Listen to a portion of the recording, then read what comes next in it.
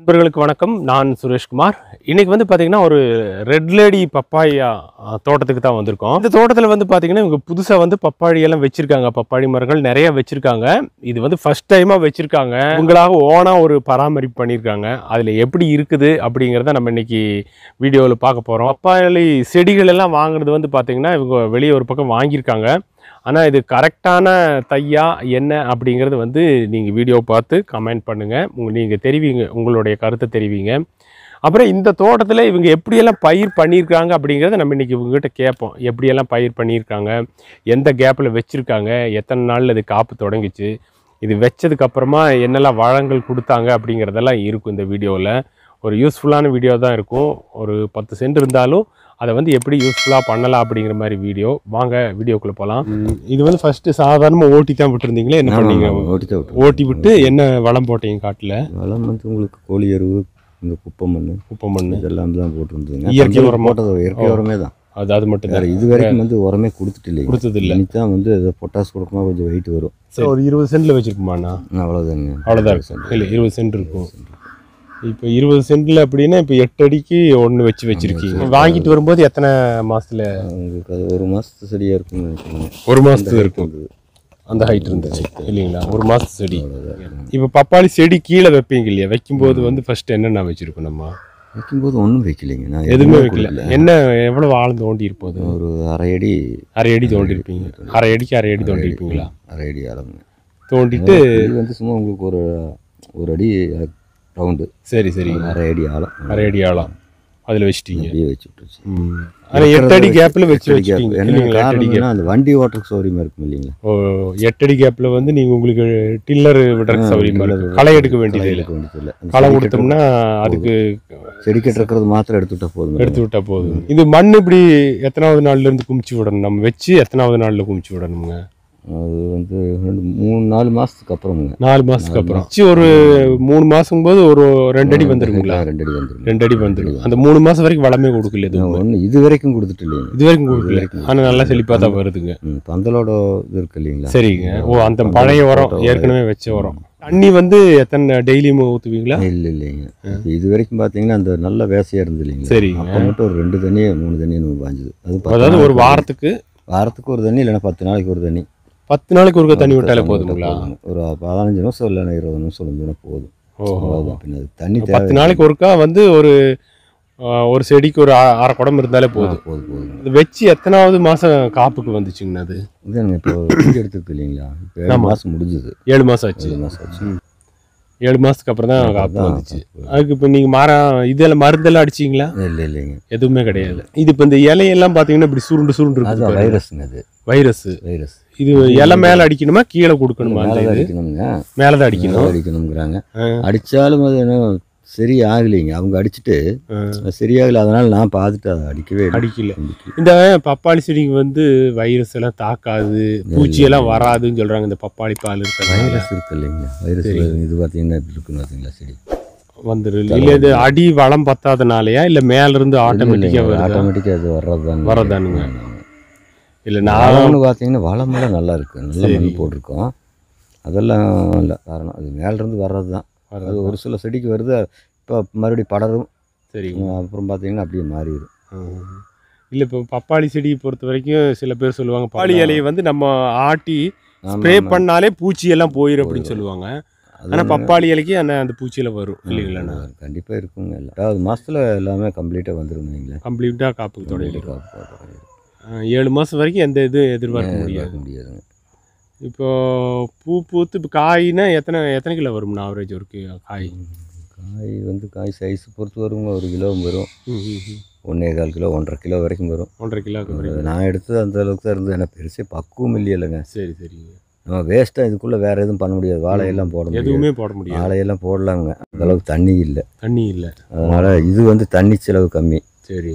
மாடெல்லாம் ஒன்று வந்து கடிக்காது? ஏன்னா மாடு உரசணும் ஒடியும் இல்லைங்க. ஒடியும் இல்லை. மாடு வந்து சாப்பிடவெல்லாம் செய்யாது. இலையெல்லாம் ஒரு சில மாடு கடிக்குங்க. அது கடிக்கும். அந்த 20 சென்டில் அப்படின்னா எவ்வளோ ஒரு 200 செடி இருக்குமாண்ணா? அதில் 200-250 செடி இருக்குது. 250 செடி இருக்குது. பச்சை பப்பாளி எல்லாம் வந்து கேரளாவுக்கு போகுது அப்படிங்கிறாங்க, அதெல்லாம் அங்கே கேட்குறாங்க. வந்து எடுத்துகிட்டு தான் இருக்காங்க. கேரளாக்காரர் வந்து எடுத்தாங்கல்லங்க, எது இப்படிங்க கேரளாக்காரர் வந்து எடுத்துகிட்டு போனாங்க. எடுத்துகிட்டு போகிறாங்க. அவங்க கிலோவுக்கு அவங்க வந்து ரேட் இருக்கிறத அனுசரித்து கொடுக்குறாங்க. 10 ரூபா 8 ரூபாயிலிருந்து மேலே கொடுக்குறாங்க. 15-20 ரூபா வரைக்குமே கொடுத்தாங்க.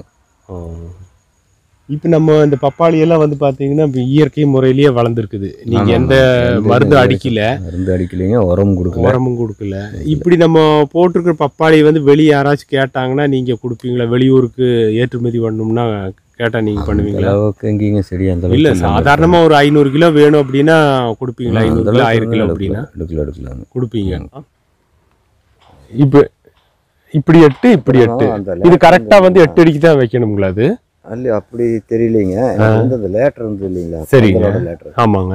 அதுலேயே அப்படியே எடுத்துக்கிட்டேன். அது வந்து பந்தல் வந்து 6 அடிக்கும் வச்சு லேட்டர் போடுறாங்க. சரிங்க. நான் 8 அடி லேட்டர், அந்த லேட்டர் இருந்ததை வச்சு அப்படியே. சரிங்க. வேறு எந்த ஆல்ட்ரும் பண்ணல. சரிங்க. இல்லை உரச்சலவும் எதுவுமே கிடையாது. எதுவும் இல்லை. அப்படியே கடைசி நேரத்தில் காய் நல்லா இது வரையில் வேணால் 5 உரம் வச்சு கொடுத்தோம்னா வச்சுக்கலாம், கொடுத்தா போதும். சரிங்க. அதனால் சும்மா வச்சிருக்கிறதுக்கு சரி வரட்டுமே அப்படிங்கிறதுனால தான் இது போட்டிருக்கணுங்க. அதாவது ரொம்ப தண்ணி இல்லாத காடு இந்த மாதிரி யூஸ் ஆகாமல் கிடக்குது அப்படின்னு இந்த மாதிரி எல்லாம் பண்ணலாம் இல்லைங்களா? காடு ஆனால் மழை அதிகம் பெஞ்சுன்னு வைங்க, தாங்காது. அதிக மழைக்கு தாங்காது பப்பாளி. அங்கே பார்த்தீங்கன்னா நம்ம இந்த பண்ணைக்கு பக்கத்து அடிப்பாருங்க. சரி. ஆமாம், இந்த மாதிரி ஆயிடுச்சு. பழுத்துருச்சு அப்படியே. அடியில் வந்து வேர்ப்புழு விழுகும் நினைக்கிறது. அப்புறம் ஈரத்துக்கு தாங்காது. அதான் அதிக ஈரமாச்சுனாலுமே உரம்பு வர்ற மாதிரி இருக்கு இல்லைங்களா? சரிங்க. இதில் உரம்பெல்லாம் அதிகமாக வரும் இல்லைங்க? இடமெல்லாம் வருங்க. இப்போ இந்த இதில் மழையே இல்லையில உங்களுக்கு. ஆமாம், 2 வருஷம் சொல்லியிருக்காங்க. ஆனால் அது பார்த்தீங்கன்னா 2 வருஷம் ஆச்சு. 2 வருஷம் ஆச்சு. அங்கே இருக்கிறது முன்னாடி அது நல்ல உயரமாயிருச்சு. அந்த உயரமாயிருச்சுங்க. 2 வருஷம் வரைக்கும் நல்ல காப்பு இருக்கும் இல்லைங்களா? 8-9வது மாதத்துலையும் வந்தோன்னா 1 வருஷம் 1.5 வருஷம் காப்பு இருக்குங்க. சரிங்க. அதுக்கு மேலே வந்து காட்டோட சத்து பொறுத்தானுங்க. ரெட்லேடி பப்பாளி தோட்டத்துக்குள்ளே தான் போயிட்டுருக்கோம். இங்கே வந்து பாருங்கள்,